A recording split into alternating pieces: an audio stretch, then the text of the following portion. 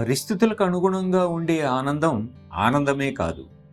వాతావరణంతోనూ, మన స్నేహితులతోనూ, బంధువులతోనూ, ఉద్యోగంతోనూ ఇత్యాది అన్ని వస్తువులతోనూ కట్టుబడి ఉన్న మన క్షణికమైన ఆనంద స్థాయి నుండి మనం అతీతంగా ఎదగాలి. ఒక విధంగా చూస్తే అది కూడా మోక్షమే.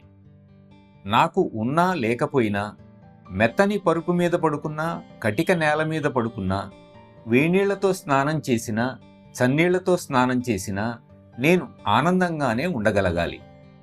అంటే నేను చేస్తున్న దానితో నాకు సంబంధం లేనట్లే కదా. అబ్బా, ఇవి చన్నీళ్ళు, కానీ నేను ఆనందంగా ఉన్నాను అనటం కాదు ఇది. నాకేమి జరుగుతున్నదో కూడా నాకు తెలియకూడదు. ఇది సాధ్యం అని ఆధ్యాత్మికత చెబుతుంది.